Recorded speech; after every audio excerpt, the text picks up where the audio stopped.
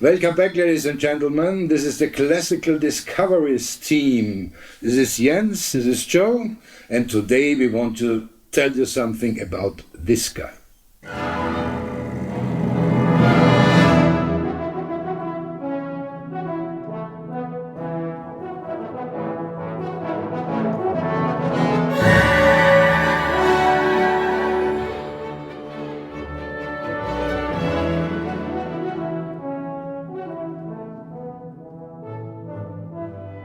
So Jens, you are my professional researcher. What did you find out about this Mr. KARL WEIGL? Well, let me quote the opening, or at least paraphrase the opening of the chapter on KARL WEIGL in the book that I was able to contribute to. And do you remember the title of the book?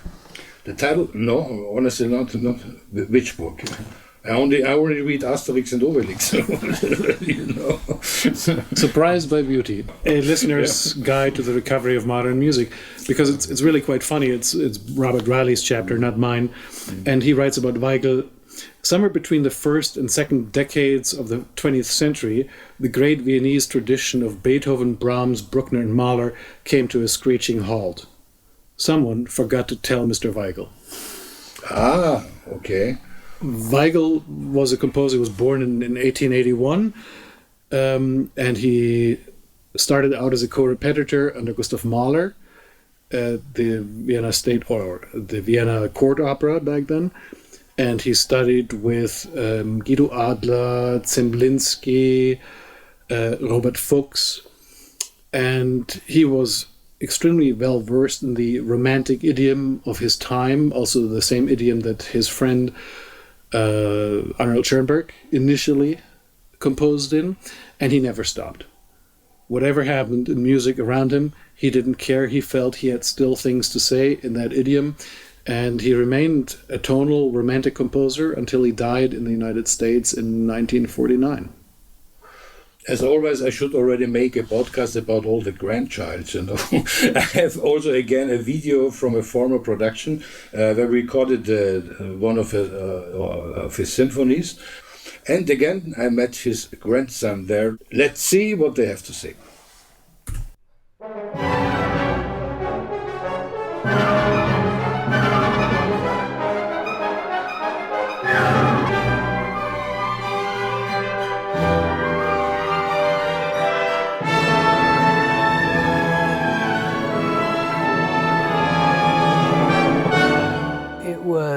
A great tragedy in his life. When they arrived in America, they had nothing. They had to, he had lost all his stature and recognition, and any fame that he had was demolished. It was in the past.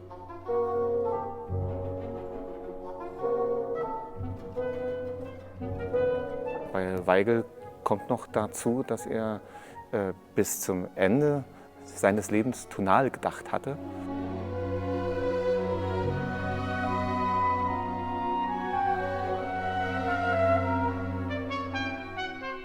I would say the last 11 years of his life, he was quite depressed about his situation. He was, in a sense, cut off from other professional composers of his time, partly because of circumstances and the difficulties in New York, but partly because I think of his own inner voice. He wanted to stay within the channel that he had set for himself and didn't want other influences to affect his composition style.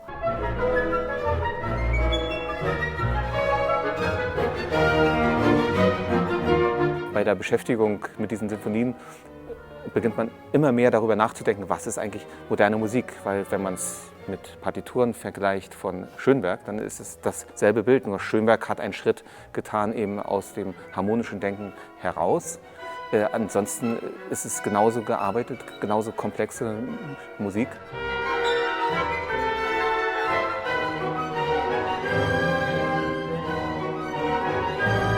The first discovery was really Stokowski in 1968 performed in New York City the Fifth Symphony, and that was the reawakening really of the discovery of the Weigl music.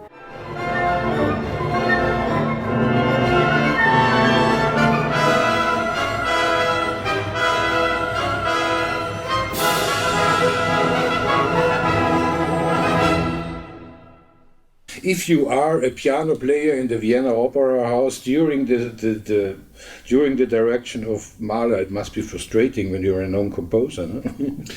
Well, he was very young, and he said he was there only 2 years, but he said it was the most formative period of his life. So he must have enjoyed it. And he became a composer in his own right only later. He was fairly successful. He won a bunch of prizes for his first string quartet, which was dedicated, at least by opus number, to his teacher Zemlinsky, and a couple other works. There's a hymn that he won prizes for. So he was reasonably successful, actually.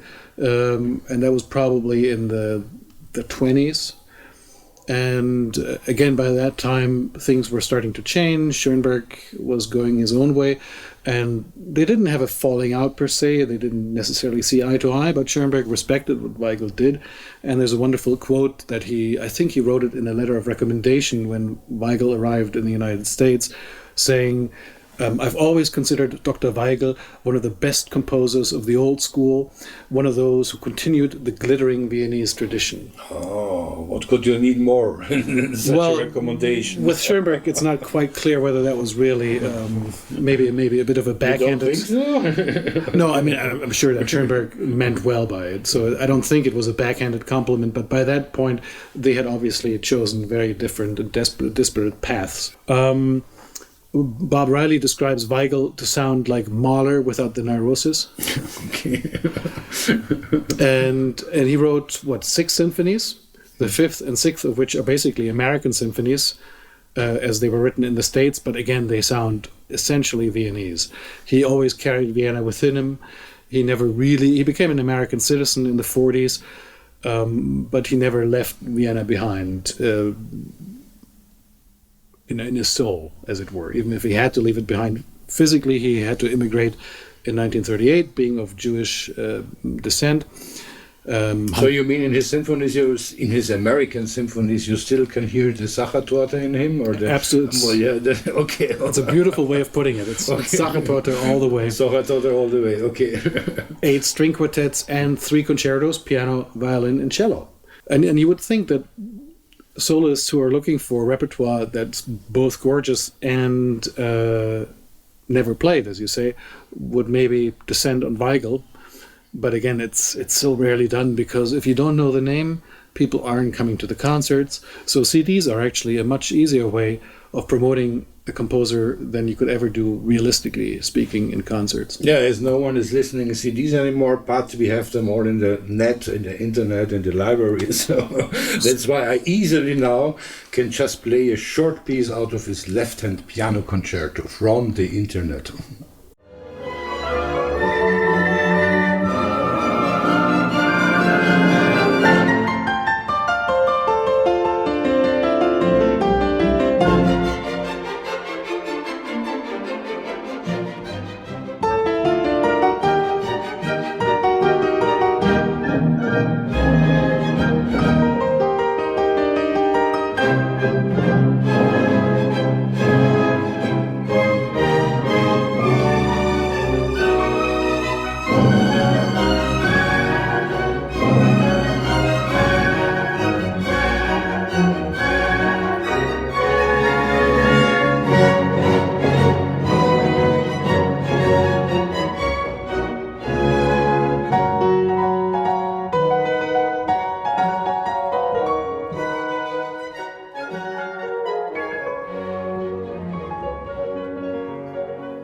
Yeah, it sounds it's really romantic. No? I think it was also for this famous Wittgenstein. No?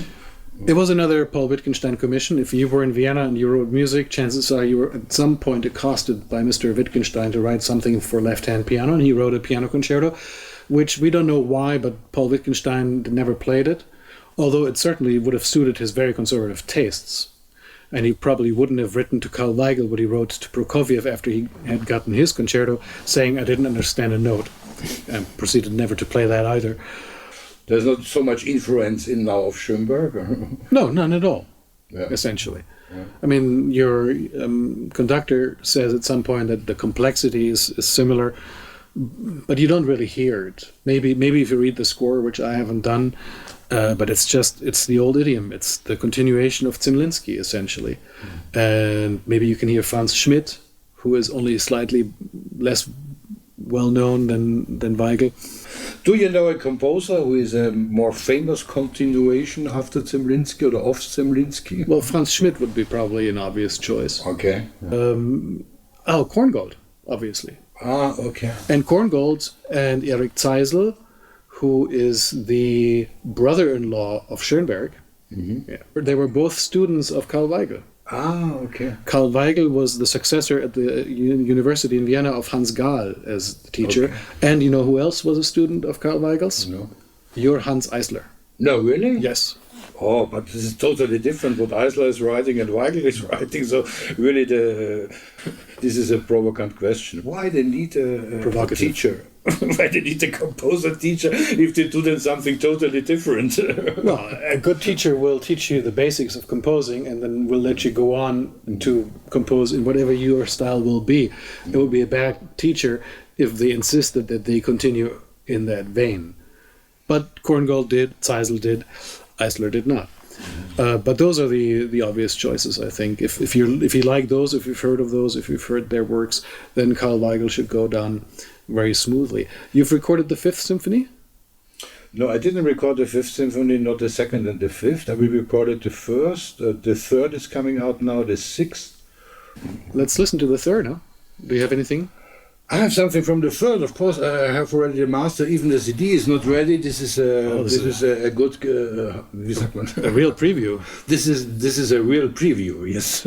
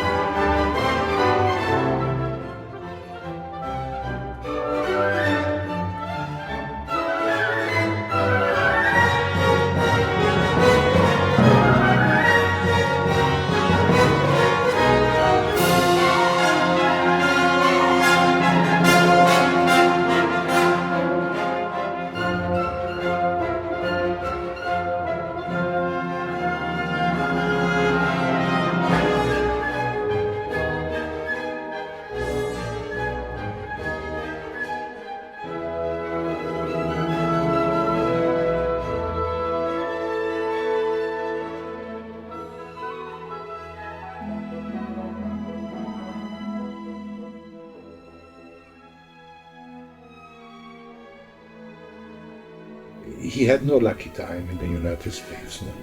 There were very few emigres who had a good time in the United States. It was very difficult to find good jobs.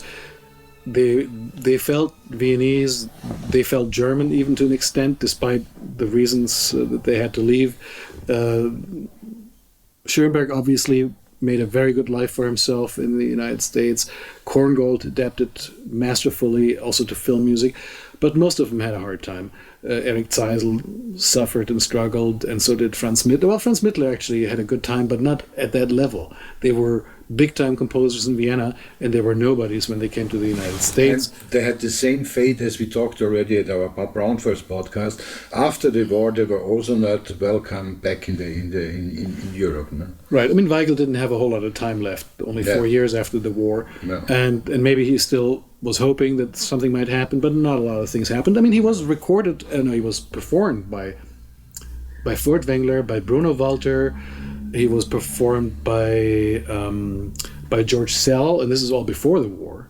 So that, I mean, they were not the people they are now, but they were big conductors in their time. So that gives you an idea of where they had come from.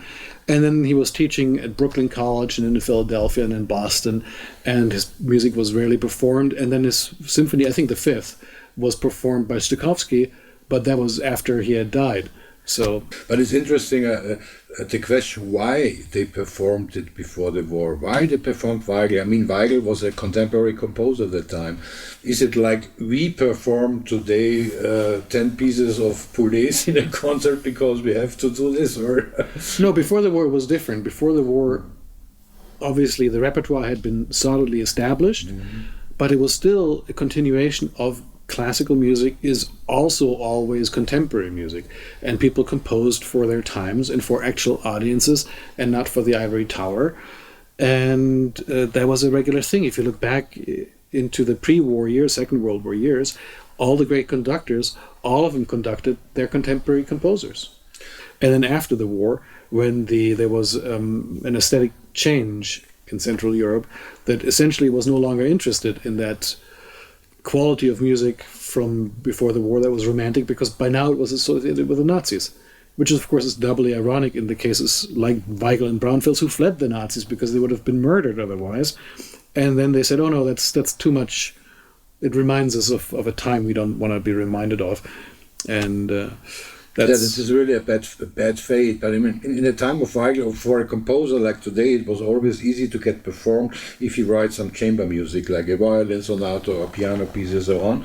So we also have some nice violin sonata here with our friend David Frühwirth, and we listen now a bit to the last movement, Allegro molto. This always sounds good, Allegro molto. I love Allegro moltos.